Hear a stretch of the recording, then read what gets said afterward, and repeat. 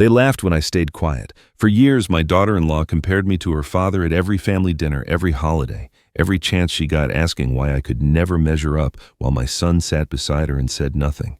After my wife passed, the house felt colder, and so did they. I was useful only when they needed something invisible the rest of the time. I swallowed every insult because I believed keeping the peace was more important than defending my pride. I was wrong. Everything changed the night she accidentally discovered the truth about my finances, a truth I had never flaunted and never planned to reveal. Her voice softened, her smiles appeared, and suddenly she spoke to me with a respect I had never known. My son followed her lead, acting as if the past could be erased with a few polite words and empty apologies. They thought they had finally figured me out. They thought money made me weak and predictable. What they did not understand was that I had been planning quietly for a long time, learning who truly stood by me and who only showed up when there was something to gain. This is not a story about sudden wealth. It is a story about betrayal that cuts deep, about humiliation that builds character, and about a man who chose patience over anger until the moment was right. If you stay with me, you will see how comparisons turned into regret, how fake respect collapsed under pressure, and how the people who tried to use me learned a lesson they will never forget. The ending is not loud, but it is final, and it delivers exactly what they never expected. My name is Thomas Caldwell. I'm 63 years old, a retired civil engineer who spent 40 years building bridges and highways across Colorado. I built things that lasted. I thought I had built a family that would last too. Tonight was supposed to be a celebration. Lauren had invited 3 couples from her book club for dinner, and I had been looking forward to the company. 18 months of living in my son's house had taught me to treasure any evening that promised conversation beyond the usual silence. I dressed carefully, choosing the blue sweater Margaret had given me our last Christmas together. I wanted to feel like myself again, even if just for a few hours. I should have known better. The dinner table sat 12 comfortably, but my place was always the same, the far end closest to the kitchen door, furthest from where the real conversation happened. Lauren had arranged the seating with her usual precision. She positioned herself at the center, flanked by her guests, orchestrating the evening like a conductor who had already decided which instruments would be heard and which would remain silent. I watched her pour wine and laugh at the right moments, her voice carrying effortlessly across the table. She had a gift for commanding attention, my daughter-in-law. Every gesture was deliberate, every smile calculated to land exactly where she intended. When she spoke about her work in marketing, the guests leaned in. When she shared opinions about politics or art, heads nodded in agreement. The woman knew how to fill a room. I tried to contribute once early in the evening. Someone mentioned the new bridge construction on Highway 36, and I offered a comment about the engineering challenges of mountain terrain. I had spent 3 years on a similar project in the 80s. Before I could finish my second sentence, Lauren's voice cut through. "Thomas used to do something with roads, didn't you?" She smiled at the table, not at me. That was ages ago, of course. Things have changed so much since then. The conversation moved on. I let it. Later, when the topic turned to family, Lauren spoke about her father with the kind of reverence usually reserved for saints. "My father was a self-made man." She said, her hand pressed to her chest. "He built everything from nothing. No handouts, no shortcuts. He understood that success requires vision and ambition." She paused, letting her gaze drift toward my end of the table. Not everyone has that drive, of course. Some people are more comfortable with simplicity. Her friends nodded sympathetically, as if I were a piece of furniture that had come with the house. I looked at Daniel, my son, sitting 3 seats away. He was studying his wine glass with intense concentration, turning the stem between his fingers. He had heard his wife's implication. He understood exactly what she meant, and he said nothing. This was our pattern now. Lauren would diminish me in small ways, sometimes subtle, sometimes not, and Daniel would find somewhere else to look. If I mentioned it later privately, he would sigh and say, "Dad, let's not make things awkward. She doesn't mean anything by it." He never asked what I meant. He never asked how I felt. He simply wanted peace, and peace meant my silence.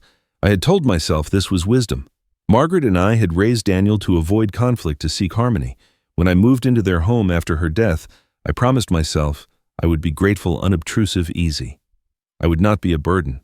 I would earn my place by asking for nothing and accepting everything. But sitting at that table tonight watching my son choose his wife's comfort over his father's dignity for the 100th time, something shifted inside me. I thought about Margaret, how she would have handled this. She never raised her voice, my wife, but she had a way of speaking that made people listen. She would have found the words I couldn't find. She would have reminded me that keeping the peace wasn't the same as having peace. The guests left around 10. Daniel and Lauren retreated to their bedroom without saying goodnight. I sat alone in the dark living room, the echo of laughter still hanging in the air, like smoke from a fire that had burned out hours ago. That night, I realized something I had been avoiding for months. My silence wasn't keeping the peace, it was erasing me.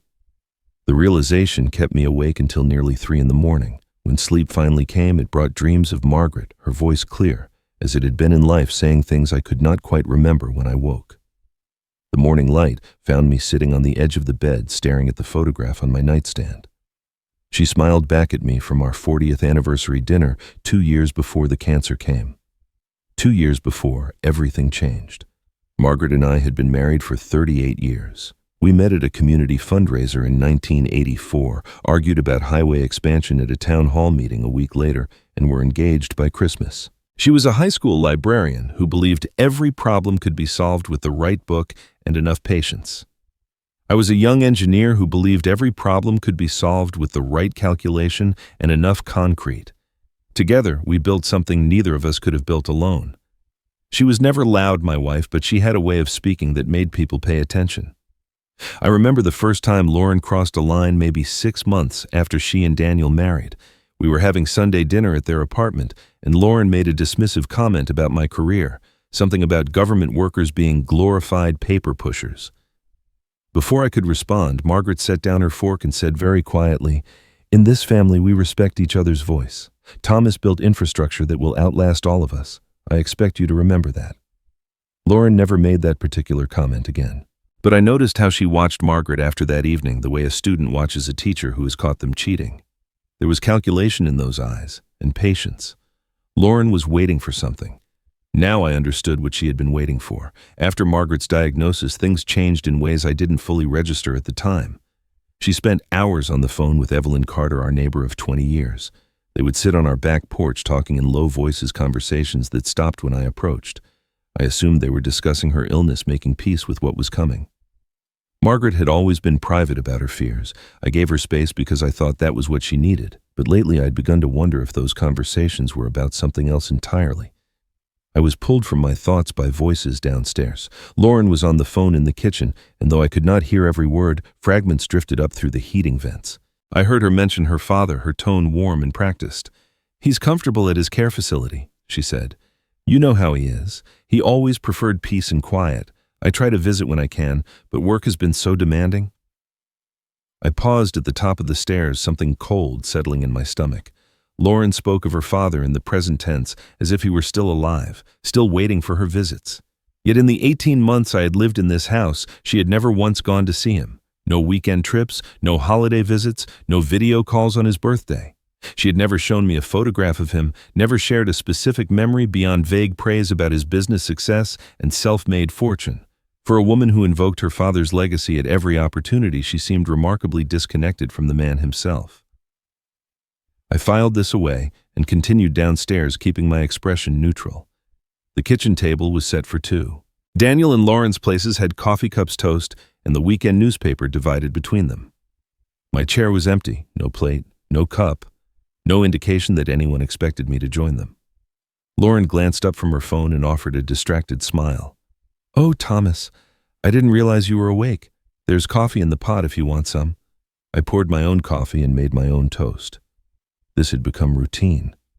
The forgotten place setting at brunch, the rearranged closet where my belongings had been pushed to the back to make room for Lauren's seasonal decorations, the dinner party introductions where I became Daniel's father instead of Thomas Caldwell, the man who had built roads through mountains, the casual observation to visitors that Thomas doesn't really have hobbies, as though 40 years of engineering and a lifetime of reading and woodworking had simply evaporated. I had been minimizing myself for 18 months, shrinking to fit the space they allowed me. I told myself this was compromise. I told myself this was gratitude for having a roof and family nearby. But Margaret's voice echoed in my memory, something she said near the end when the medication made her both drowsy and uncommonly honest.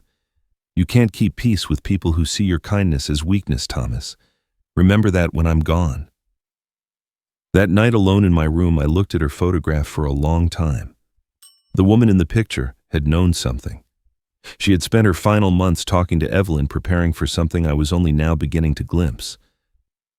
"I think you saw something I missed," I whispered to her image. The question was, what exactly had my wife known about the woman who married our son? The question haunted me for days.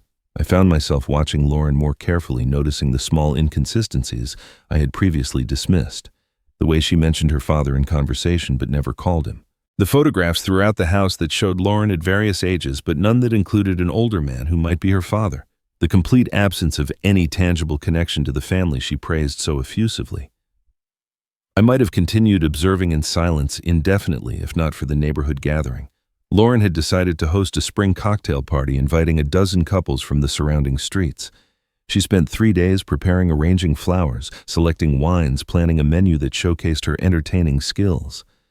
I offered to help with setup, but she waved me off with a tight smile. "Just try to mingle, Thomas. That's contribution enough." The guests arrived in clusters, filling the living room and spilling onto the back patio. I recognized a few faces from previous events, neighbors I had known for years when Margaret and I lived in our own home across town. They greeted me warmly enough, asked how I was adjusting to living with Daniel and Lauren. I gave the answers I had practiced. Fine, grateful, lucky to have family nearby. Around 8 o'clock, I found myself near the kitchen doorway, nursing a glass of wine I didn't particularly want. Lauren stood a few feet away with a group of her friends, women I didn't know well, their voices bright with the particular energy of people performing for an audience. I wasn't trying to eavesdrop. I was simply there, present but unnoticed, which had become my natural state. "Thomas is traditional," Lauren said, her voice carrying clearly. "He doesn't really contribute much anymore. Retirement hit him hard, I think. He doesn't quite know what to do with himself." She paused, timing her next words for maximum effect. "Not like my father, who was still closing business deals at 70. Some men just have that drive, you know, others." She let the sentence trail off, the implication hanging in the air like smoke. Her friends laughed politely, the way people laugh when they sense they are expected to but aren't quite sure why. I felt my face flush. My hand tightened around the wine glass. I said nothing. What could I say that wouldn't prove her point, that wouldn't make me the difficult father-in-law causing a scene at her carefully orchestrated party? As the group dispersed, one of the women lingered near me. She was older than the others, perhaps close to my age, with kind eyes and silver hair pulled back in a simple clip. She touched my arm briefly. "That was unkind," she said quietly. "I'm sorry."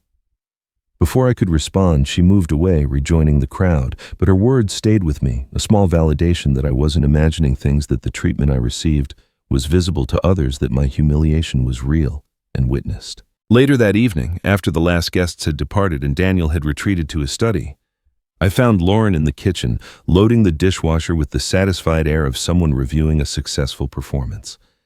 I knew I should let it go. I knew confrontation would change nothing, but the woman's whispered apology had unlocked something in me, a need to push back against the narrative Lauren had constructed. "I'd like to meet your father sometime," I said, keeping my voice casual. "Where is his care facility? Perhaps I could visit him with you." Lauren's hand stilled on a wine glass. Her smile froze for just a moment, a flicker so brief I might have imagined it. Then she recovered her expression, smoothing into practiced sympathy. "Oh, Thomas, that's sweet of you to offer, but he's not really up for visitors anymore. Dementia, you know. He doesn't recognize anyone, not even me. It would just upset him." She placed the glass in the rack and turned away. "I should check on Daniel. He looked tired tonight." She was gone before I could ask another question. The next morning, I found Daniel alone in the kitchen, scrolling through his phone over a cup of coffee. I sat across from him and mentioned my conversation with Lauren, keeping my tone light, curious rather than accusatory. "I asked about visiting her father," I said. She seemed uncomfortable. "Is there something I should know?" Daniel's jaw tightened. He didn't look up from his phone. "Lauren's family stuff is complicated, Dad. I wouldn't push it if I were you." "Complicated how?" "Just complicated." He stood abruptly, carrying his coffee toward the door. I have calls to make. We can talk later. We didn't talk later. We never talked later. But as he left the room, I noticed something that stayed with me long after he was gone. Daniel couldn't meet my eyes. His shoulders were tense, his movements hurried like a man fleeing a conversation he had hoped to avoid. And for the first time, I wondered if my son's silence wasn't weakness, but complicity. The suspicion stayed with me like a low fever present, but not debilitating, coloring everything without quite overwhelming it. I spent the next few days observing my son with new eyes, looking for signs of the complicity I had sensed in that brief exchange. Daniel avoided being alone with me. He left for work earlier than usual and returned later. When we did share space, he kept the television on or his phone in hand, barriers against any conversation that might venture into uncomfortable territory. By Thursday, I knew I needed perspective from someone outside this house. I called William Reed. William and I had known each other for over 30 years. He had handled the legal work when Margaret and I bought our first home, drew up our wills, and navigated the complexities of my retirement benefits. He was 5 years my senior, sharp-minded and direct, the kind of lawyer who charged fairly and never wasted words. More importantly, he had been Margaret's choice. She trusted him completely, which meant I did too. His office occupied a modest suite in a professional building downtown, unchanged in the decades I had been visiting. The same leather chairs, the same diplomas on the wall, the same photograph of his late wife on the corner of his desk. Some things at least remained constant. "Thomas," he said, gesturing me to sit, "I was wondering when you'd come by. Margaret made me promise to keep an eye on you, you know. I've been waiting for you to reach out." I told him about the past 18 months, the dinner parties where I sat at the end of the table, the casual humiliations delivered with a smile, the growing sense that I had become a guest in my own family, tolerated rather than welcomed. William listened without interrupting, his expression neutral but attentive. When I finished, he leaned back in his chair. "Let me ask you something, Thomas. Have you told Daniel and Lauren about your actual financial situation?" I shook my head. They never asked. When I moved in, they assumed I had nothing but the old house and my pension. I sold the house to cover Margaret's medical bills, or so they believe. I paused, choosing my next words carefully. I let them believe it. I wanted to see how they would treat me if they thought I had nothing to offer. William nodded slowly. "And now you know." "Now I know." He turned to his computer, pulling up files I recognized from previous meetings. "Margaret was a planner, Thomas. You know that better than anyone. 3 years before she passed, she came to me with very specific instructions. She wanted to establish a revocable living trust with you as the sole trustee, the assets from your investments, the properties you acquired over the years, the accounts she managed so carefully during your marriage. All of it, protected, all of it under your complete control." I knew about the trust, of course. Margaret and I had discussed it when she first proposed the idea. But hearing William lay it out now in the context of everything that had happened gave the arrangement new weight. "The point," William continued, "is that you are not the penniless retiree they seem to think you are, and no one can force you to change that. No power of attorney, no family pressure, nothing. Margaret made sure of it." I thanked him and promised to stay in touch. His parting advice stayed with me as I drove home. In legal matters, patience beats impulse every time. If something is wrong in that house, Thomas, the truth will reveal itself. Your job is to be ready when it does. That evening, I found Daniel alone in the living room, flipping through a photo album Lauren had assembled of their wedding. I sat nearby saying nothing, waiting to see if he would fill the silence. He did. "Lauren was looking at this earlier," he said, his tone distracted. "She gets sentimental sometimes, misses her family, I think, especially her father." I kept my voice casual. "I'd still like to meet him someday, if he's well enough for visitors." Daniel looked up confused. "Meet him? Dad Lauren's father passed away 3 years ago. Heart failure, I think. He was at that care facility for a while before it happened." The words landed like stones dropped into still water. I felt the ripples spreading outward, disturbing everything they touched. 3 years ago," I repeated. "Yeah, before we got married, actually. Lauren took it hard."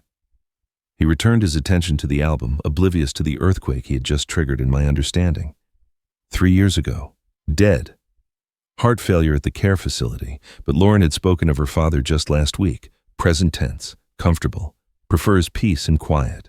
I had heard her myself on the phone with some relative describing a living man in a facility that apparently housed only his memory. I excused myself and went to my room. From my desk drawer, I retrieved a small notebook I had purchased months ago for no particular reason. I opened it to the first blank page and wrote the date at the top. Below it, I added a heading, Behavioral Record. Then I began to write.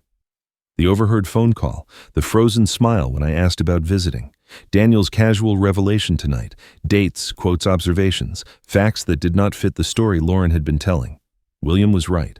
Patience would beat impulse. I would watch, listen, and document. The truth would reveal itself, and when it did, I would be ready.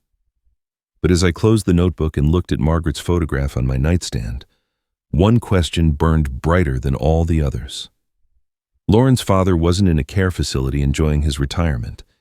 He was dead. And I had to ask myself, why would she lie about something like that? The notebook became my quiet companion over the following days. I added entries each evening documenting the small moments that might otherwise slip through the cracks of memory. Lauren's tone when she mentioned finances, Daniel's evasiveness when I asked simple questions, the way they exchanged glances when they thought I wasn't watching silent communications in a language I was only beginning to decipher. On Saturday morning, an unexpected visitor interrupted my documentation. Evelyn Carter appeared at the front door carrying a small basket of muffins and the apologetic smile of someone who wasn't sure if she was welcome.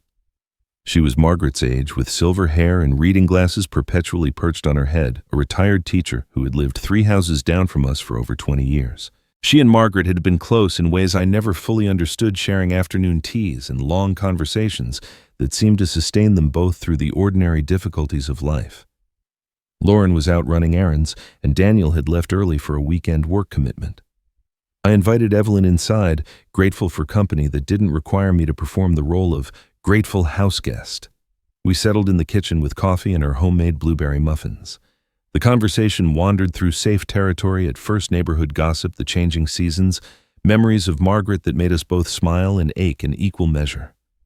But I sensed Evelyn had come for more than small talk. She kept circling back to Margaret, to their final months together, as if working up the courage to say something difficult. Finally, she set down her cup and looked at me directly. "Thomas, I need to tell you something. I probably should have said it sooner, but I wasn't sure it was my place. Margaret made me promise to watch over you, and I've been trying to honor that, but watching isn't the same as helping."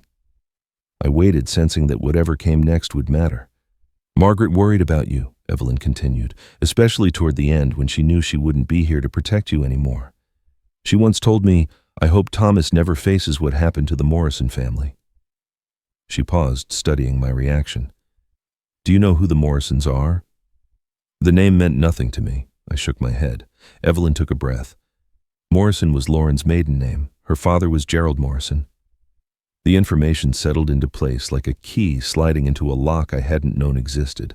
Lauren's father, the man she praised so lavishly, the self-made success she held up as the standard against which I perpetually failed. Gerald Morrison. What happened to the Morrison family? I asked, though some part of me already dreaded the answer. Evelyn told me what she knew, pieced together from Margaret's research and her own quiet inquiries over the years. Gerald Morrison had been a successful businessman in his 60s when he received a diagnosis of mild Alzheimer's disease.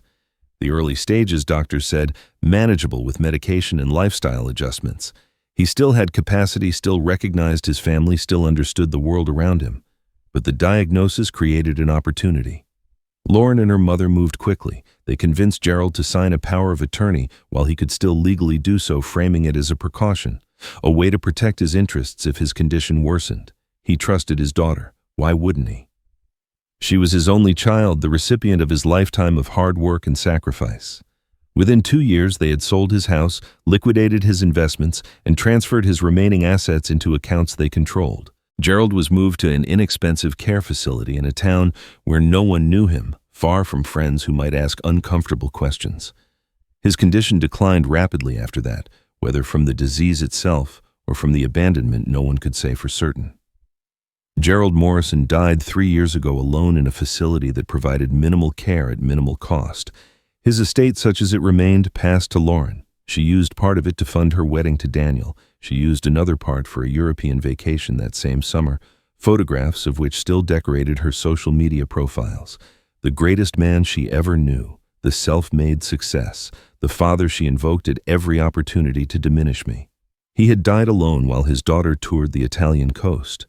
I sat in silence for a long time after Evelyn finished. She didn't press me to respond, simply waited with the patience of someone who understood that some truths need time to be absorbed. When I finally spoke, my voice sounded strange to my own ears, hollow and distant. "She's doing it again." Evelyn nodded slowly. "That's what Margaret feared.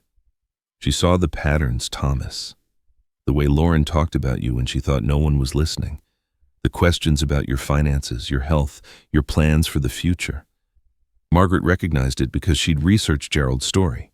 She knew what Lauren was capable of." The pieces fell into place with terrible clarity. The constant comparisons to her father weren't praise for a man she loved. They were rehearsal, a script she'd perfected to justify whatever came next. The implication that I was less than Gerald, weaker than Gerald, more of a burden than Gerald was groundwork being laid for the same treatment Gerald had received. I thought about the power of attorney conversation Lauren had initiated weeks ago, the subtle pressure to consolidate family resources, the questions about my pension, my savings, my plans for the future. I had dismissed these as the practical concerns of a daughter-in-law trying to help an aging father. Now I saw them for what they were: reconnaissance for a campaign she had already successfully executed once before. Lauren had called her father the greatest man she ever knew. But the greatest men don't die alone in discount care facilities while their daughters vacation in Europe. They don't have their homes sold out from under them by the children they trusted. They don't become cautionary tales whispered between neighbors who remember what really happened. I thanked Evelyn for her honesty and walked her to the door. She squeezed my hand before leaving, her eyes conveying what words couldn't. "I'm sorry. Be careful. Margaret would want you to fight." That evening, I opened my notebook to a fresh page and wrote a single sentence at the top. "I know what she did to her father." Below it, I began outlining everything I had learned: Gerald Morrison, the power of attorney, the liquidated assets, the lonely death, the pattern. Thomas Caldwell would not be the second victim in Lauren's playbook. I would make certain of that. The knowledge of what Lauren had done to her father changed everything without changing anything visible. I moved through the house the same way I always had, sat in the same chair at the same end of the table, responded to the same casual dismissals with the same practiced silence. But behind my eyes, a different calculus was running. Every word Lauren spoke, every gesture she made, every carefully constructed expression on her face now filtered through the lens of Gerald Morrison's fate. I was no longer a passive observer of my own diminishment. I was a witness gathering evidence. What I didn't expect was how quickly the rules would change. It started on a Tuesday morning 3 days after Evelyn's visit. I came downstairs to find Lauren in the kitchen, an apron tied around her waist, the smell of bacon and fresh coffee filling the air. She turned when she heard my footsteps and smiled with a warmth I hadn't seen directed at me in 18 months. "Good morning, Thomas. I hope you're hungry. I made your favorite eggs over easy with sourdough toast. Margaret mentioned once that you loved sourdough." I stood in the doorway, momentarily disoriented. Lauren had never cooked breakfast for me. She had never referenced Margaret in any context that wasn't subtly competitive. She had certainly never used the word favorite in relation to anything I might want or need. "That's very thoughtful." I managed taking my seat at the table. A place had been set for me, complete with cloth napkin and a small vase holding a single flower. The contrast with the forgotten place settings and cold shoulders of the past year and a half was so stark it almost felt like satire. But Lauren wasn't joking. Over the following week, her transformation was comprehensive. She asked about my health with apparent concern. She suggested we spend quality time together, perhaps a movie or a walk in the park. She inquired about my sleep patterns, my appetite, my general well-being with the attentiveness of a nurse monitoring a patient. When she passed me in the hallway, she touched my arm gently, a gesture of connection she had never offered before. I recognized it immediately for what it was. This was the warmth she must have shown Gerald Morrison in those early days when she was still mapping his vulnerabilities and calculating his worth. The kindness wasn't love. It wasn't even genuine concern. It was reconnaissance, the soft approach that precedes the strike. Something had changed in her assessment of me. Perhaps she had discovered some hint of the financial situation I had kept hidden. Perhaps Daniel had let something slip. Whatever the trigger, Lauren had recalculated my value and adjusted her strategy accordingly. I said nothing. I simply added each interaction to my notebook, recording dates and direct quotes with the precision of an engineer documenting a structural inspection. Meanwhile, I noticed changes in Daniel as well, though of a very different character. My son had become tense in ways that went beyond his usual avoidance of difficult conversations. He checked his phone constantly, flinching slightly each time it buzzed with a new notification. He avoided discussing anything related to money, changing the subject abruptly when Lauren mentioned a home improvement project she wanted to undertake or a vacation destination she had been researching. When she showed him a catalog of expensive furniture one evening, he snapped at her with uncharacteristic sharpness. "We can't afford that right now, Lauren. Can you please just drop it?" Lauren's expression flickered with something I couldn't quite read. Annoyance, perhaps, or calculation before smoothing into practiced patience. "Of course, sweetheart. We'll talk about it later." But Daniel didn't relax. If anything, he seemed more agitated after the exchange, excusing himself to make a phone call in the other room. I heard fragments through the wall, his voice low and strained. "I understand the timeline. I'm working on it. Just give me a little more time." When he returned, I asked if everything was all right. He forced a smile that didn't reach his eyes. "Just work stress, Dad. Nothing to worry about." It was the same phrase he had used before, the same deflection. But this time I heard the tremor underneath the sound of a man carrying a weight he couldn't put down. Something was wrong with Daniel beyond the usual marital tensions and family complications. Something financial, I suspected, based on his reactions to any mention of money. I added this observation to my notebook as well, though I didn't yet understand how it connected to the larger pattern I was tracking. Lauren's campaign of warmth continued throughout the week. She asked about my retirement plans, whether I had thought about the future, what my preferences might be for medical care if anything should happen. She suggested with an air of casual practicality that perhaps we should consolidate family resources for efficiency.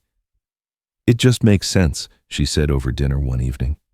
"One household, shared expenses. We could simplify things legally, make sure everyone is protected." I nodded noncommittally and excused myself early. In my room, I wrote down every word she had used: consolidate, simplify, protected. The vocabulary of asset acquisition dressed up in the language of family concern. That night, I lay awake for hours staring at the ceiling. I thought about Gerald Morrison, about the daughter who had convinced him to sign over his autonomy with sweet smiles and practical suggestions. I thought about the cheap care facility where he had spent his final years alone and diminished while Lauren enjoyed the fruits of his lifetime of work. Lauren smiled at me now with such warmth, such concern. She touched my arm and asked about my health with apparent tenderness. It was the same smile I imagined that she had given her father before signing away his life. Lauren's performance of warmth continued into the second week, but I noticed the effort it required her to maintain. The smiles came a fraction slower than they had at first. The questions about my well-being carried a note of impatience, as though she were following a script she found tedious. I supposed it was exhausting pretending to care about someone you had already decided to consume. I needed something to anchor me through this charade, some reminder of who I was and what I was fighting for. I found it in an unexpected place. I'd been sorting through a box of Margaret's belongings that I kept in my closet, items too personal to display, but too precious to discard. Her reading glasses, a pressed flower from our anniversary trip to the mountains, letters we had exchanged during the 2 years I worked on a highway project in Wyoming, before cell phones made such correspondence obsolete. Near the bottom of the box, I discovered an envelope I didn't recognize, addressed to me in Margaret's handwriting but never opened. Inside was a single sheet of paper dated 5 years before her death. The letter was brief, written in her careful script, the kind of document she must have intended for me to find someday when I needed it most. "My dearest Thomas," she wrote, "I've been thinking about what matters and what doesn't. We've spent our lives building security, saving for futures we can't predict, worrying about money in ways that sometimes kept us from enjoying what we had. But here's what I've learned. Money doesn't change people. It reveals them. Watch how someone treats those they don't need. That's who they truly are. The generous remain generous, the kind remain kind, and those who see others as instruments will use them until they're broken. Remember this when I'm gone. Trust what people show you, not what they tell you, and never apologize for protecting yourself from those who would take everything if you let them. I read the letter 3 times, each pass revealing new layers of meaning.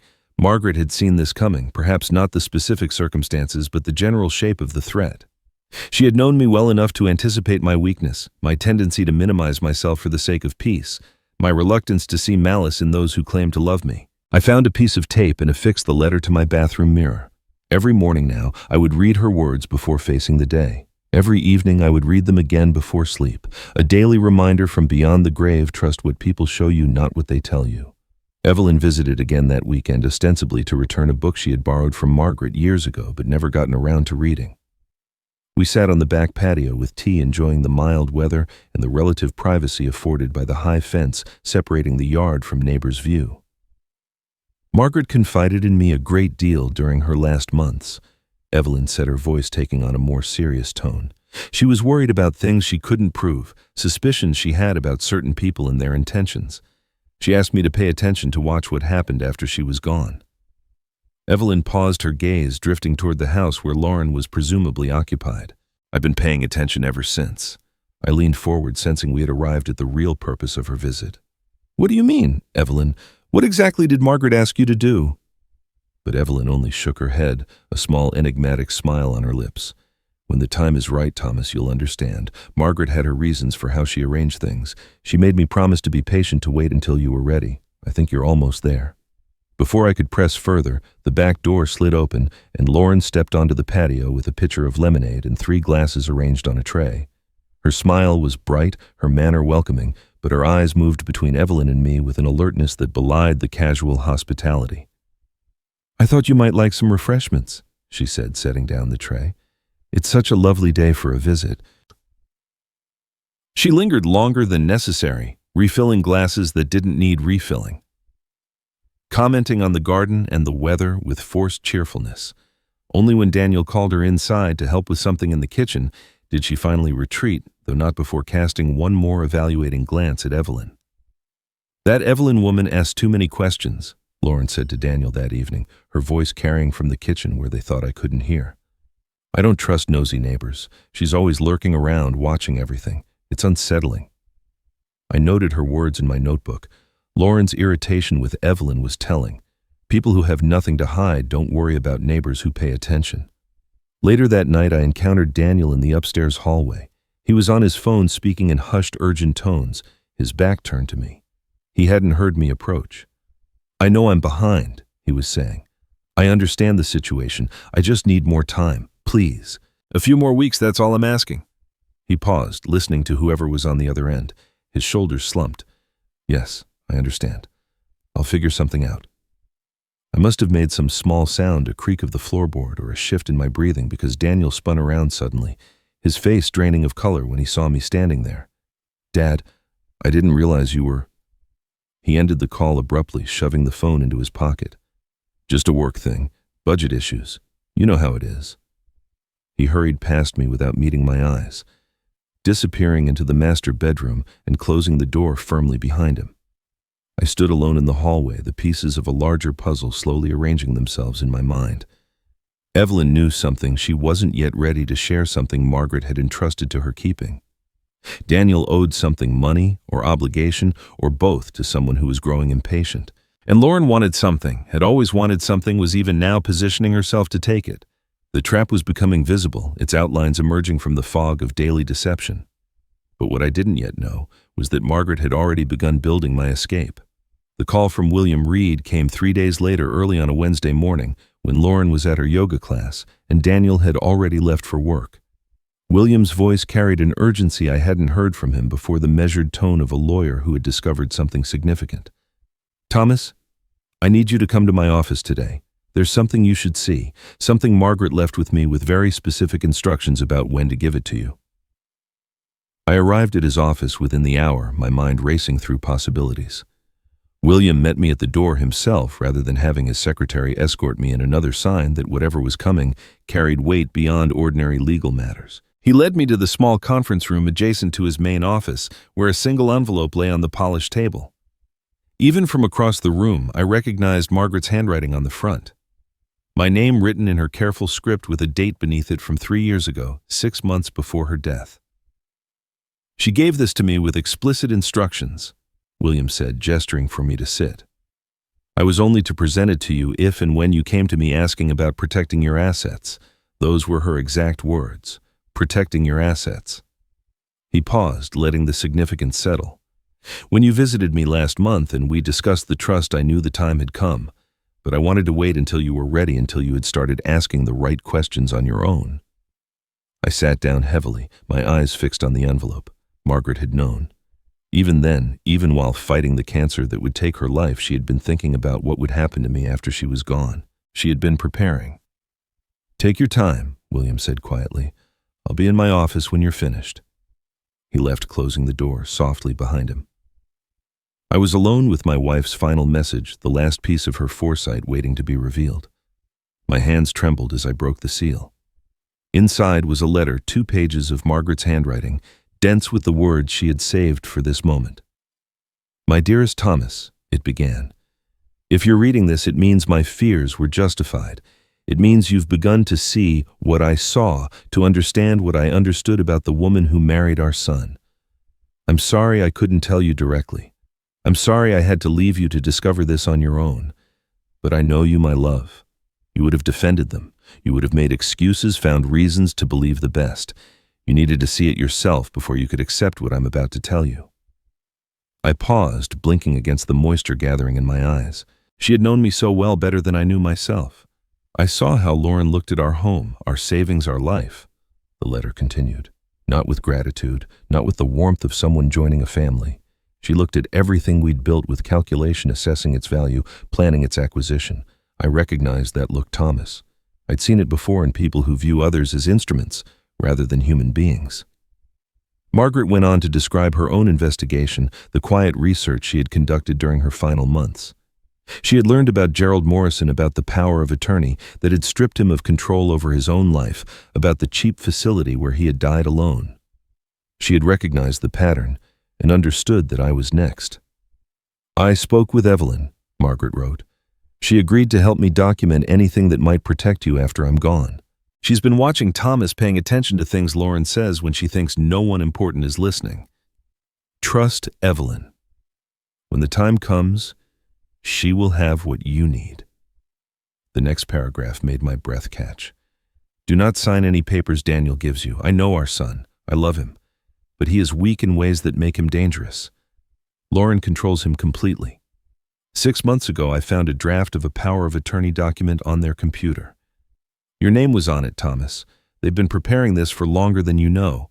The moment you sign anything, giving them authority over your affairs, you become Gerald Morrison. Do not let that happen." The final section of the letter addressed the trust itself, the legal structure Margaret had built as a fortress around everything we had accumulated together. "I created the living trust specifically to protect you from this scenario. You are the sole trustee with complete control over all assets. Daniel is named as a beneficiary, but only under specific conditions. The inheritance requires demonstrable respect for your autonomy and dignity. I had William include that language deliberately.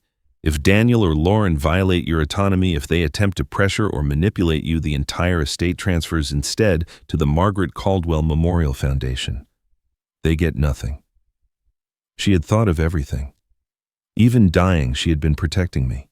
The letter concluded with words that broke my heart and strengthened my resolve in equal measure. "I wish I could be there with you, my love. I wish I could stand beside you and face this together the way we faced everything for 38 years. But if I can't be there in body, let me be there in preparation. Use what I've given you. Protect yourself. And remember that you are not alone. You never were." I folded the letters carefully and held it against my chest, feeling the echo of her presence in the paper she had touched, the words she had chosen, the love she had encoded in every line. Margaret had seen the wolves circling before anyone else, and from somewhere beyond she had handed me the only weapon I needed, the truth. I kept Margaret's letter with me at all times after that day, folded carefully in my shirt pocket, where I could feel its weight against my chest. It was a talisman of sorts, a reminder that I was not as alone as I sometimes felt in this house of calculated smiles and careful silences. My wife had seen what was coming. She had prepared the ground. Now, all I had to do was stand firm when the assault finally arrived. I didn't have to wait long.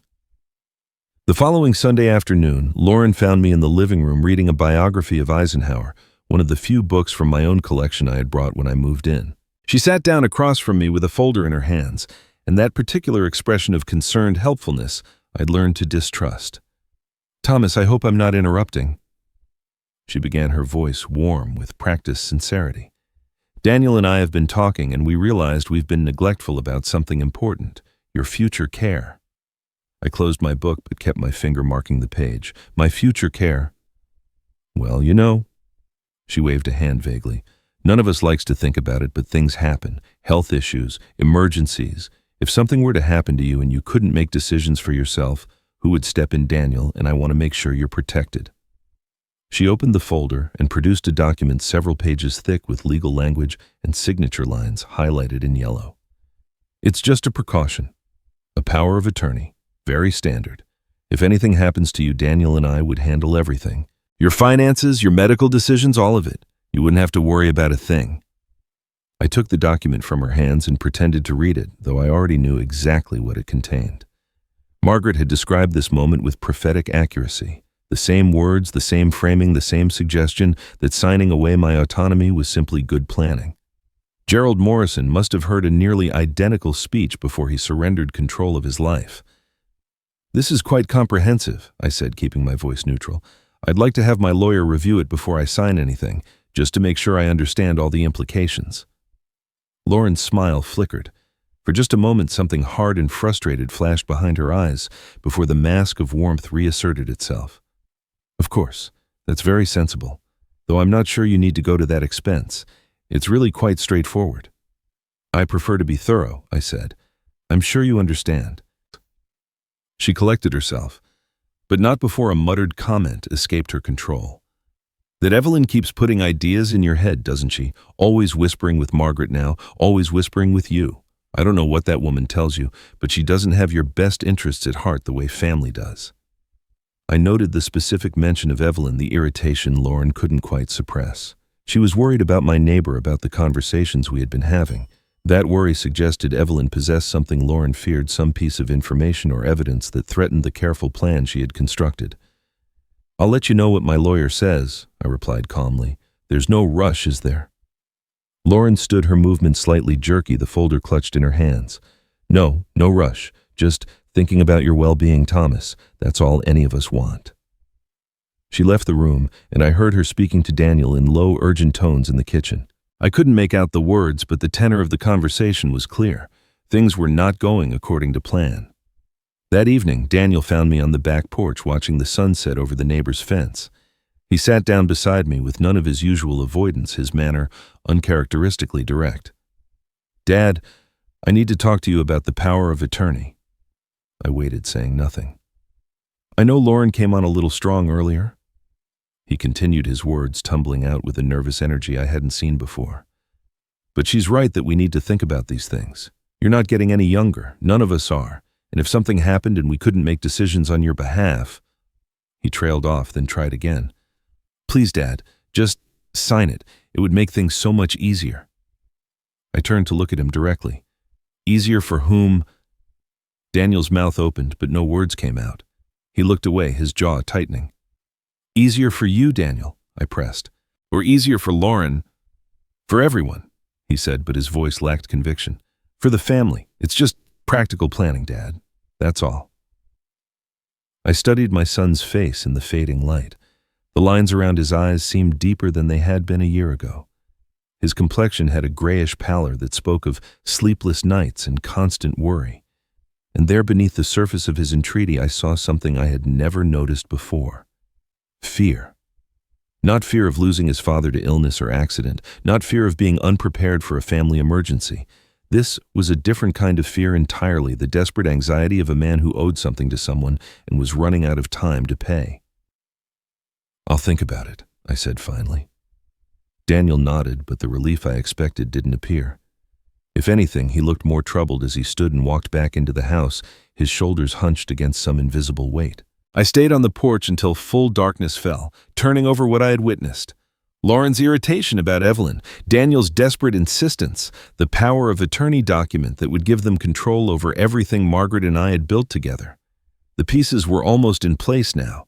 I could see the shape of what was coming, the convergence of plans and pressures that had been building for months. Thomas looked at his son through the window, watching him pace the kitchen while Lauren spoke rapidly into his ear, her hands gesturing with sharp emphasis. I saw something in Daniel I had never seen before. Fear, not fear of losing his father, fear of something else entirely.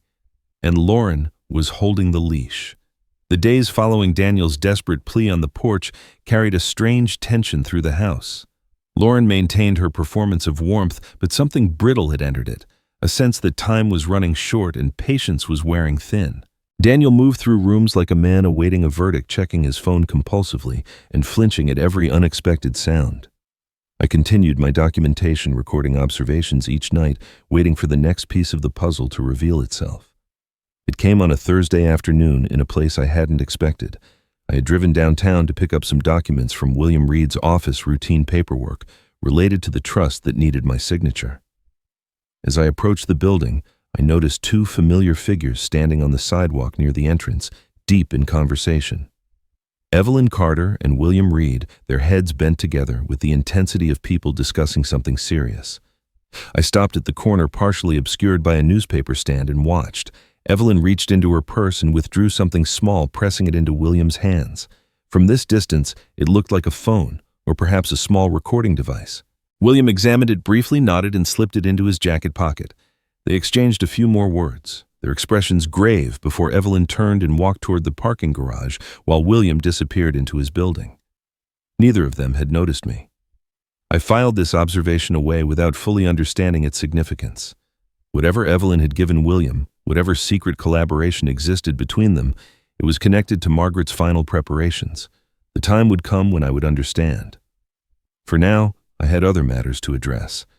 That evening I found Daniel alone in the garage, sitting in his car with the engine off, staring at nothing. The overhead light cast harsh shadows across his face, emphasizing the exhaustion etched into his features. He looked like a man who had reached the end of something and didn't know what came next. I knocked on the window. He startled, then reluctantly opened the door. "Mind if I sit with you for a minute?" He shrugged, which I took as permission.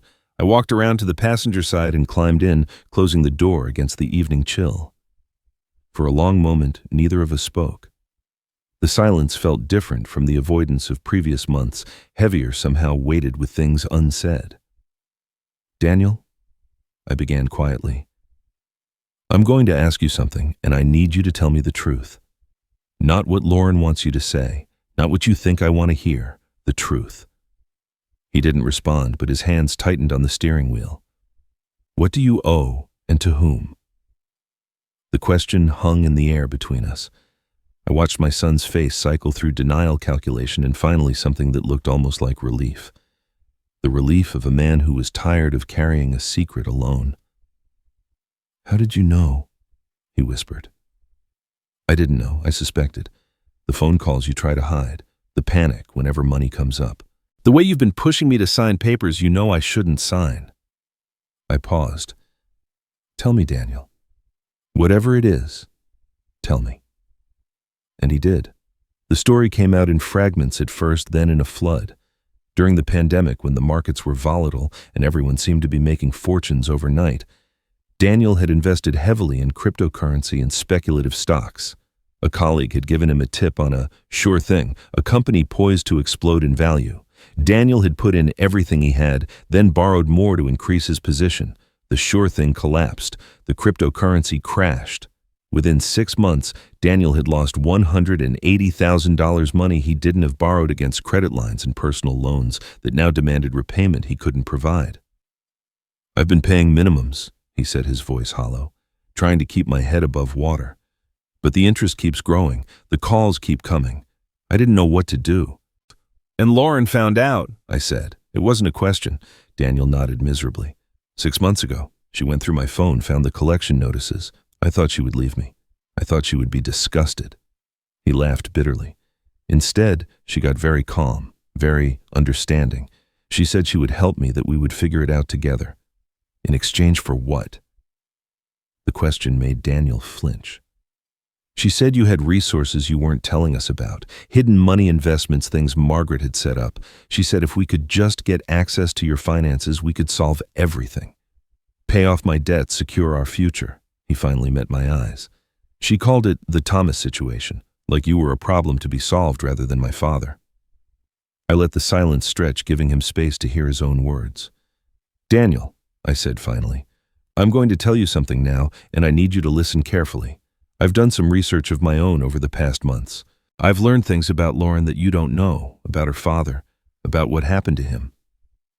I told him about Gerald Morrison, the power of attorney, the liquidated assets, the cheap care facility, the lonely death while Lauren vacationed in Europe. I watched my son's face as the reality of his wife's history settled over him like a shroud. And there's one more thing, I added. I have reason to believe Lauren has been consulting with divorce attorneys for the past 3 months. Whatever she promised you, whatever partnership you thought you had, it ends the moment she secures what she wants. You were never her ally, Daniel. You were her instrument. Daniel stared at me, the truth finally breaking through years of denial and willful blindness. His hands trembled against the steering wheel. His eyes glistened with the beginning of tears he was too proud to shed. She was going to leave me anyway, he said, his voice barely audible. After everything I did, everything I agreed to, she was going to take it all and leave. I didn't answer. Some truths need to be spoken only once. Daniel hadn't been Lauren's partner. He had been her puppet, and now sitting in the cold garage with his father beside him, the strings were finally starting to snap. The conversation in the garage changed something between Daniel and me. Not forgiveness, not yet, but perhaps the beginning of honesty. He sat with the truth about Lauren for 2 days, barely speaking to her, processing the magnitude of his miscalculation. I gave him that time. Some realizations cannot be rushed. On the 3rd day, I called the family meeting. I phrased it simply, a request for everyone to gather in the living room Saturday afternoon to discuss family matters. Lauren's response was immediate and enthusiastic. She assumed I'm certain that I had finally accepted the inevitable, that the quiet pressure campaign had succeeded and I was ready to surrender control. She dressed for the occasion as though attending a closing ceremony. An elegant cream blouse and tailored slacks, subtle jewelry that conveyed taste and success. Her makeup was flawless, her smile confident. Daniel looked less certain. He sat on the edge of the sofa with the hunched posture of a man awaiting sentencing, stealing glances at me that contained questions he didn't dare ask aloud. Whatever he expected from this meeting, he had learned enough to doubt his wife's optimistic assessment. The doorbell rang precisely at 2 o'clock. Lauren's smile faltered slightly when I rose to answer it. Are we expecting someone? My attorney, I said. I thought it best to have legal representation present given the nature of what we'll be discussing. William Reed entered with a leather briefcase and the calm demeanor of a man who had orchestrated countless such meetings over his long career. He greeted Lauren and Daniel with professional courtesy, then took his seat in the armchair I had positioned for him. I sat across from my son and daughter-in-law, the coffee table between us like a negotiating boundary. Thank you all for being here, I began. I know there have been discussions recently about my future care, about powers of attorney and family resources. I thought it was time to address these matters directly and clearly. Lauren leaned forward with practiced concern. Of course, Thomas. We only want what's best for you. That's all any of this has ever been about. I nodded as though I believed her. I appreciate that, and I want to be transparent with all of you about my situation, since there seem to be some misunderstandings about my financial circumstances. William opened his briefcase and produced a folder of documents, which he placed on the coffee table. These are the trust documents Mrs. Caldwell established several years before her death, he explained in his measured professional tone. A revocable living trust with Mr. Caldwell named as the sole trustee. Lauren's smile remained fixed, but something shifted behind her eyes. A trust? I wasn't aware there was a formal trust structure. Most people aren't, William continued. That was by design. Mrs. Caldwell was a very private person when it came to financial matters. She believed that how people treat you when they think you have nothing reveals their true character. He let that observation settle before continuing. The trust holds the Caldwells' combined assets accumulated over 40 years of marriage, investments, retirement accounts, real estate holdings. The total value is substantial. I watched Lauren's face as William laid out the numbers. The color drained from her cheeks incrementally, replaced by a dawning comprehension that everything she had assumed about me was wrong. As sole trustee, William continued, Mr. Caldwell has complete authority over these assets. He cannot be compelled to sign any document transferring control to another party. A power of attorney, even if signed voluntarily, cannot override the trust's provisions. The structure Mrs. Caldwell created is in legal terms quite robust. Lauren's voice emerged slightly higher than usual. But surely family members should have some role in managing these matters, for Thomas's own protection if nothing else. The trust addresses that concern, William replied. Daniel is named as a beneficiary with inheritance contingent on certain conditions being met. Specifically, the language requires demonstrable respect for Mr. Caldwell's autonomy and dignity. If those conditions are violated, the assets transfer instead to the Margaret Caldwell Memorial Foundation. He paused, letting the implications sink in. In other words, the documents you prepared, Mrs. Caldwell, are legally meaningless. Even if Thomas had signed them, they would have had no effect on assets held within the trust. The room fell silent. Lauren sat perfectly still, her confident posture crumbling as she processed the complete collapse of her plans. The power of attorney, she had so carefully prepared, the pressure she had orchestrated, the months of manipulation and maneuvering, all of it rendered worthless by a document Margaret had created years before. I looked at Daniel. My son was staring at me as though seeing me for the first time. The quiet man at the end of the table, the passive father-in-law who didn't contribute much, the simple retiree who didn't understand how the real world worked. That fiction was dissolving in front of his eyes, replaced by the reality of a man who had watched, waited, and prepared. You knew, Daniel whispered. This whole time. You knew what was happening and you let us think. I let you show me who you were, I replied quietly. Both of you. I needed to see it clearly before I could decide what to do about it. Daniel's shame was visible in the way he couldn't hold my gaze, in the slump of his shoulders, in the tremor of his hands. Whatever reckoning he had begun in the garage was deepening now, confronted with the evidence of how thoroughly he had failed as a son. Lauren, meanwhile, had recovered enough to begin calculating. I could see it in her eyes, the rapid reassessment, the search for new angles. The power of attorney gambit had failed, but women like Lauren always had contingency plans. She wasn't defeated yet. She was adapting. Well, she said, forcing lightness into her voice, this is certainly a lot to take in. I'm glad we understand each other better now. Family finances can be so complicated. I let her words hang in the air for a moment, watching her attempt to reframe devastation as mere miscommunication. There's one more thing, I said quietly. Something my wife left behind. Lauren's smile, already strained, finally cracked. The doorbell rang again, precisely timed. I had coordinated this moment with William, understanding that the sequence of revelations mattered as much as the revelations themselves. First, the legal reality stripping away Lauren's assumptions of control, then the evidence removing any possibility of narrative reconstruction. I rose to answer the door. That would be our other guest. Lauren's expression shifted from calculated recovery to genuine alarm when Evelyn Carter stepped into the living room. The older woman carried herself with quiet dignity, her purse clutched in one hand, her phone visible in the other. She nodded to William, who clearly expected her, then took the seat I had arranged beside my chair. What is she doing here? Lauren's voice had lost its practiced warmth. This is a family matter. She has no business. Evelyn is here at my invitation, I interrupted calmly. And she has something important to share, something my wife asked her to preserve. Lauren's face went pale. I watched her eyes dart to the phone in Evelyn's hand, saw the calculation falter as she began to understand what was coming. All those times she had complained about the nosy neighbor, all those irritated comments about Evelyn asking too many questions. The reason for her discomfort was about to become clear. Evelyn spoke for the first time, her voice steady and measured. Margaret was my closest friend for 20 years. During her final months, she confided in me about her concerns for Thomas after she was gone. She had observed things about Lauren that troubled her deeply, patterns of behavior that reminded her of stories she had researched. Evelyn paused, her gaze settling on Lauren with an expression of quiet resolve.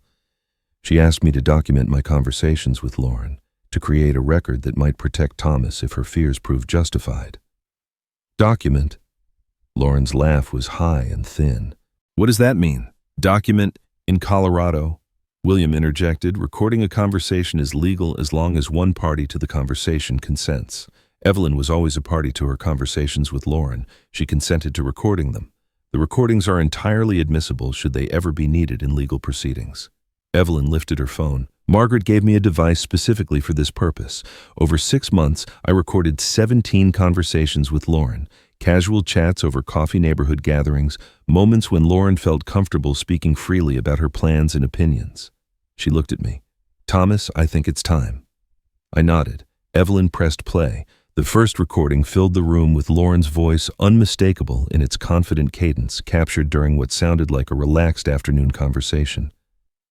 The old man won't last much longer. You can see it in how he moves, how he forgets things. When he's gone, everything becomes ours. The house Margaret left, whatever savings they have, all of it. Daniel doesn't even realize how much there is. But I've done my research. Lauren opened her mouth to speak, but Evelyn had already moved to the next recording. The same voice, a different day, the same casual contempt. Margaret was naive, honestly. She believed everything I told her, thought I actually cared about her stupid garden club and her charity work. I just needed her to trust me until the time was right, and now she's gone, so it doesn't matter anymore. Daniel made a small sound beside me, something between a gasp and a groan. His face had gone gray. But Evelyn wasn't finished. The third recording was the most damaging. Lauren's voice filled the room again, lighter this time, almost amused. Daniel is easy to control. He always has been. Weak men are predictable. All you have to do is threaten divorce and he does whatever I say. He's terrified of being alone, terrified of what people would think. I could get him to sign over his own mother's grave if I phrased it right. The silence that followed was absolute. I watched Daniel absorb the words. Watched him hear himself described as a tool to be manipulated, a weakness to be exploited. Whatever illusions he had maintained about his marriage, whatever narratives he had constructed about Lauren's motivations, they crumbled in the face of her own voice speaking her own truth. Lauren stood abruptly, her composure finally shattering. This is entrapment. This is illegal. You recorded me without my knowledge, without my consent. One-party consent, William repeated calmly. Evelyn consented. That's all the law requires. I was venting, Lauren insisted, her voice rising. Everyone says things they don't mean when they're frustrated. You're taking everything out of context. I never actually did anything wrong. You prepared fraudulent power of attorney documents, William said. You systematically isolated and diminished a vulnerable family member. You manipulated your husband using threats and emotional coercion, and you did all of this following a pattern you established previously with your own father, Gerald Morrison. At the mention of her father's name, Lauren went still. Whatever defense she had been constructing collapsed. She looked around the room, searching for an ally, for someone who might believe her version of events. But there was no one left to convince. Daniel stared at his wife as though seeing a stranger. 18 months of watching his father be humiliated, of participating in schemes he didn't fully understand, of telling himself that Lauren's harshness was just her way of caring. All of it reframed now by her own words. Easy to control, weak, terrified. William's expression remained professionally neutral, but I could see the satisfaction in the set of his shoulders. He had been Margaret's attorney, her confidant, her partner in protecting me. This moment was the culmination of years of quiet preparation. Evelyn sat with her hands folded in her lap, the phone dark now, its purpose served. She had carried this burden for 2 years, waiting for the right moment to fulfill her promise to Margaret.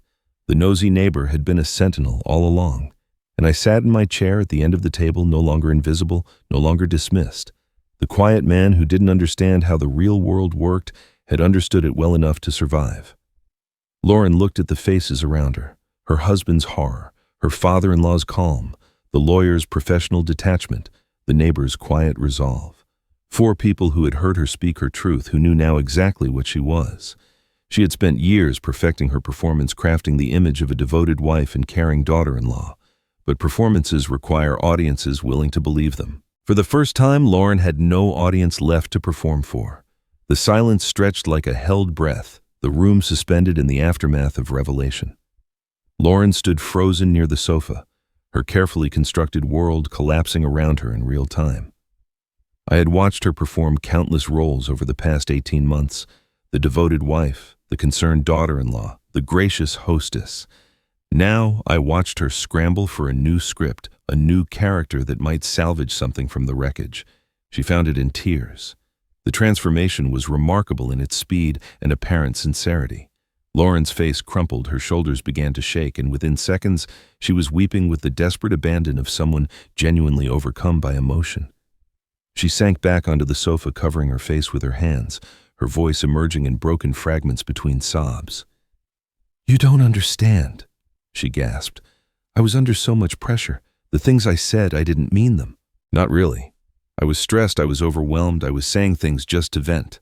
Everyone does that. Everyone says things they don't mean when they're struggling."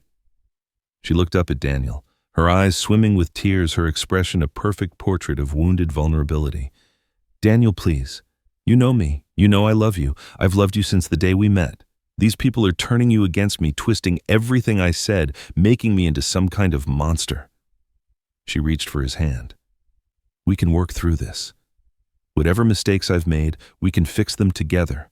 That's what marriage is. Please, Daniel, give me a second chance."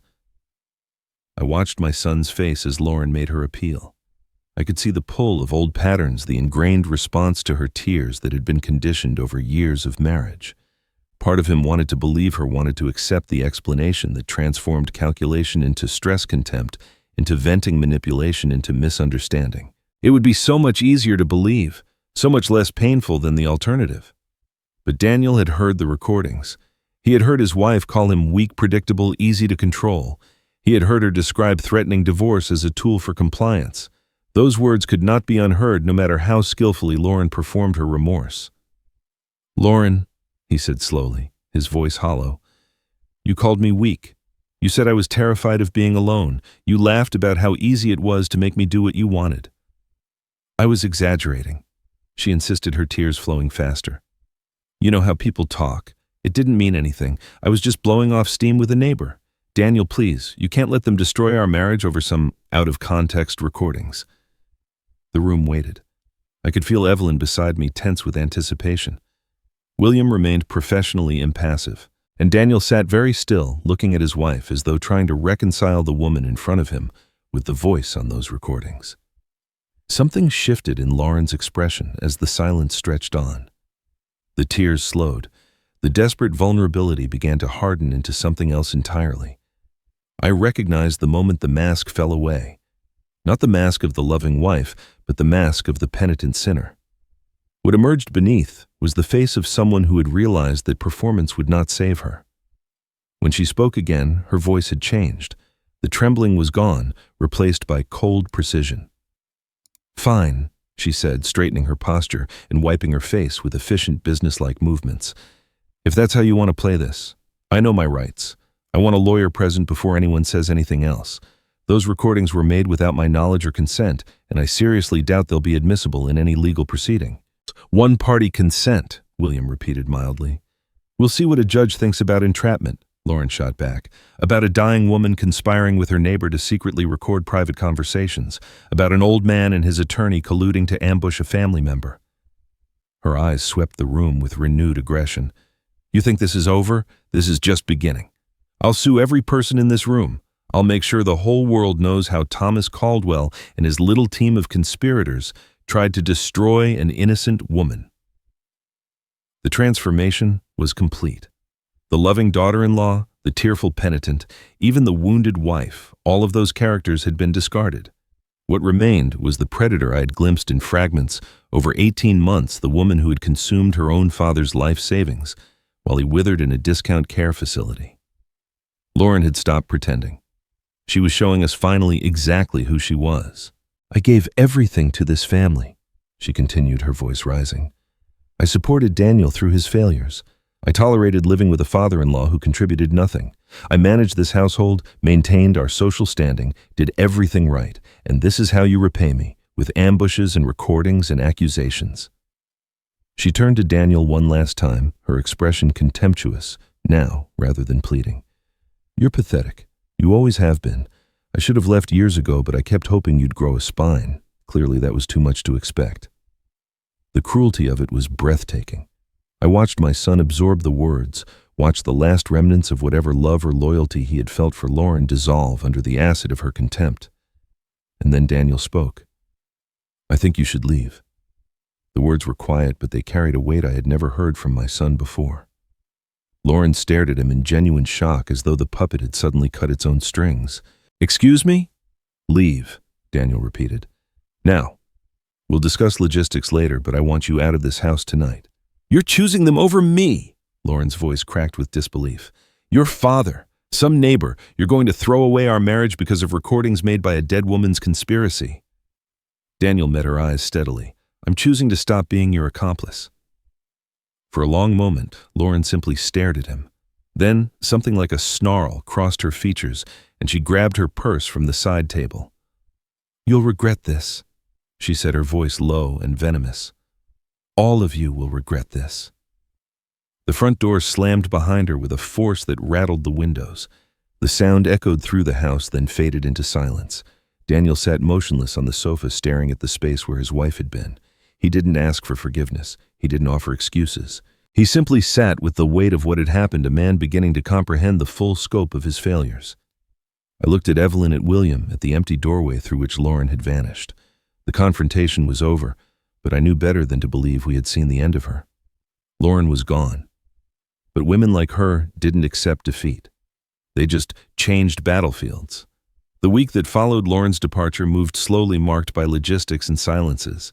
She had retreated to a hotel, communicating only through increasingly hostile text messages that threatened legal action and demanded opportunities to clear her name. Daniel moved through the house like a ghost, sleeping in the guest room, speaking only when necessary, processing the collapse of everything he had believed about his marriage. On Thursday, Lauren's attorney contacted William with an unusual request. Lauren wanted a meeting, not a legal proceeding, but a personal gathering with people from her social circle. She claimed she deserved the chance to explain herself to friends who had only heard one side of the story. She wanted Thomas to host it at the house neutral territory, where she could present her version of events to people whose opinions she valued. I agreed immediately. But not for the reasons Lauren imagined. The gathering convened the following Saturday afternoon. Lauren arrived with 4 women I recognized from neighborhood events and dinner parties, her inner circle of friends who had witnessed her performances over the years. They had heard her stories about the difficult father-in-law, the ungrateful family, the sacrifices she made to keep the household running. They had laughed at her jokes and nodded at her complaints and believed every carefully crafted word. Evelyn was already present when they arrived, seated quietly in the corner with a cup of tea. William had positioned himself near the window, ostensibly reviewing documents, but watchful as always. Daniel had chosen to be elsewhere, unable to face another confrontation, and I hadn't pressed him. This wasn't his reckoning, it was Lauren's. She entered the living room with her friends flanking her like an entourage, her chin lifted with defiant confidence. She had dressed for the occasion, elegant and composed, every inch the wronged woman seeking justice. Her friends settled onto the sofas with supportive murmurs and sympathetic glances, ready to hear her explain away whatever misunderstandings had led to this unfortunate situation. "Thank you for coming," Lauren began, her voice steady and warm. "I know you've probably heard some disturbing things, and I wanted the chance to explain. My father-in-law has been going through a difficult time since his wife passed. He's become paranoid, suspicious, easily manipulated by people who don't have his best interests at heart." She glanced at Evelyn with barely concealed contempt. Certain neighbors have been filling his head with conspiracy theories, and unfortunately, he's chosen to believe them over his own family. Her friends nodded sympathetically. This was the Lauren they knew, the reasonable woman beset by unreasonable circumstances. The narrative was taking shape exactly as she intended. I let her continue for several minutes, watching her weave the story she wanted her audience to believe. The confused old man, the meddling neighbor, the misinterpreted conversations. She was masterful. I had to admit her performance calibrated precisely for maximum sympathy and minimum accountability. When she paused for breath, I spoke. "Thank you, Lauren. I think it's important that your friends hear the full picture." I reached for my phone, which sat on the coffee table where I had placed it before anyone arrived. "Evelyn, would you help me with the audio?" Lauren's composure flickered. "What audio? This isn't a courtroom, Thomas. You can't just—" But I had already pressed play. Her voice filled the room, unmistakable and damning. "The old man won't last much longer? When he's gone, everything becomes ours." Her friends' expressions shifted from sympathy to confusion as they listened to words that bore no resemblance to the story Lauren had just told them. I let the first recording finish, then played the second. Margaret was naive. She believed everything I told her. The women exchanged glances, their supportive postures stiffening into something more guarded. The third recording was the one that mattered most. Daniel is easy to control. Weak men are predictable. Threaten divorce and he does whatever I say. By the time it ended, the room had transformed. The sympathetic audience had become a jury and the verdict was written on their faces. Lauren stood frozen, her carefully constructed explanation dissolving in the face of her own words. There was no misinterpretation here, no confusion, no conspiracy, just her voice speaking her truth to someone she had assumed would never betray her confidence. One of her friends rose quietly and collected her purse. "I think I should go," she murmured, not meeting Lauren's eyes. Another followed, then a third. They filed out without speaking, leaving only silence and the echo of everything Lauren had revealed about herself. When the last of them had departed, I spoke the only words I had prepared for this moment. "You may stay and explain yourself to whoever remains, or you may go, but everyone in this room now knows who you are." Lauren looked at me, at Evelyn, at the empty chairs where her friends had been sitting moments before. The defiance drained from her face, replaced by something I had never seen there before. Not anger, not calculation, not the cold assessment of a predator seeking advantage. Shame, genuine, undeniable shame. She left without another word, closing the door softly behind her. No threats this time. No promises of revenge, just the quiet departure of a woman whose image had finally caught up with her reality. Later that evening, I sat alone on the back porch, watching the sunset paint the sky in shades of orange and gold. Evelyn had gone home with a gentle squeeze of my hand. William had departed with promises to handle whatever legal matters arose. The house was quiet in a way it hadn't been for 18 months. I didn't feel victorious. Victory implied a contest, winners and losers, the satisfaction of defeating an opponent. What I felt was simpler and more profound than that. I felt clean. For the first time in 18 months, sitting on that porch with Margaret's photograph in my shirt pocket and her words taped to my bathroom mirror, I felt like myself again. The days following Lauren's departure brought a strange stillness to the house. Daniel moved through rooms that had once belonged to his marriage, touching objects that now carried different meanings, sitting in chairs where difficult conversations had unfolded. I gave him space to process, understanding that some reckonings cannot be witnessed, only endured. On the 5th day, I made my announcement. "I'm moving out," I told Daniel over breakfast. Evelyn found me an apartment nearby, small, comfortable, my own. "I'll be out by the end of the week." Daniel looked up from his untouched coffee, surprise flickering across his features. "Dad, you don't have to leave. Lauren's gone. This is your home too." I shook my head gently. "This was never my home, Daniel. I've spent 18 months being erased in this house, sitting at the end of every table, forgotten at every gathering, treated as a problem to be managed rather than a person to be respected.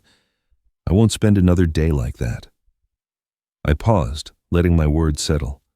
This isn't anger. It's self-respect. I need to live somewhere that belongs to me, where I can be Thomas Caldwell again. Daniel didn't argue. Perhaps he understood. Or perhaps he simply had no energy left for debate. Either way, he nodded slowly and asked when I wanted to start packing. We spent the next 3 days sorting through my belongings, separating what I would take from what I would leave behind. Daniel carried boxes in silence, helping without being asked, his movements careful and deliberate. I recognized the effort behind his restraint, the words he wanted to say but didn't know how to form. On the morning of my departure, with the moving truck loaded and the apartment keys in my pocket, Daniel finally spoke. "Dad, I'm sorry." His voice cracked on the words. "For everything. For letting Lauren treat you the way she did, for not standing up for you, for being so caught up in my own problems that I forgot you were my father." He looked at me with eyes that held 18 months of accumulated shame. "I know sorry isn't enough, but I don't know what else to say." I listened without interrupting, giving his apology the respect of my full attention. When he finished, I responded with the honesty he deserved. "I don't hate you, Daniel. I'm not sure I can forgive you yet either." I saw him flinch, but I continued. "You watched your wife humiliate me for 18 months and said nothing. You chose debt and fear over your own father. You let yourself become a tool in someone else's scheme because it was easier than standing on your own." I paused, softening my voice, but not my words. "That's going to take time to repair, not between us, but inside yourself. You need to figure out who you are without Lauren telling you. When you've done that work, maybe we can try again." I set the boundary clearly. He was welcome to visit, but I would not pretend that reconciliation had already happened. Trust once broken must be rebuilt slowly, and I would not shortcut that process to spare either of us discomfort. Daniel nodded, accepting what I offered without demanding more. It was perhaps the first mature response I had seen from him in years. The consequences of everything that had happened arrived swiftly after my departure. Lauren filed for divorce within the week, having no reason to maintain a marriage that would bring her no financial advantage. Daniel faced his debt alone, now the crushing weight of $180,000 that had been his secret shame. And then Lauren, in a final act of revenge, told his colleagues everything. The failed investments, the hidden losses, the desperate schemes. Daniel lost his position within the month. Rock bottom had arrived for my son. But when Evelyn shared the news with me over tea in my new apartment, I felt something unexpected: hope. Daniel was finally facing his failures honestly, without Lauren to manipulate his responses or debts to hide behind. The man who emerged from this wreckage might be someone worth knowing. That evening, I closed the door to my apartment and stood alone in the small living room. Evelyn had helped me arrange the furniture, placing Margaret's photograph on the mantel where I could see it from my reading chair. The space was modest, but bright, with windows that caught the afternoon sun and a kitchen just big enough for one person's needs. I felt something I hadn't felt in years. Space. Space to breathe without measuring my words. Space to exist without minimizing my presence. Space to be Thomas Caldwell again, not just Daniel's father or Lauren's problem. Just myself, finally in a home of my own. 3 months passed, like water finding its natural course, settling into patterns that felt both new and familiar. I woke each morning in my own apartment, in my own bed, surrounded by silence that belonged to me rather than silence that excluded me. The difference was profound in ways I hadn't anticipated. My days developed a rhythm that Margaret would have recognized. Morning coffee on the small balcony, watching the neighborhood come alive as dog walkers and joggers passed below. Afternoon walks with Evelyn, our conversations ranging from memories of Margaret to observations about the changing seasons to comfortable silences that required no filling. Weekly dinners at a small Italian restaurant 3 blocks away, where the owner had learned my name and my preferences, where the staff greeted me with genuine warmth rather than polite tolerance. I had started volunteering at a literacy program at the local library, helping adults learn to read. Margaret had always wanted to do something like this, had talked about it during her retirement years before the cancer stole her plans. Now I carried her intention forward, sitting with men and women who had somehow reached middle age without mastering the skill that most people took for granted. Their courage humbled me. Their progress delighted me. Their gratitude reminded me that purpose could be found in unexpected places.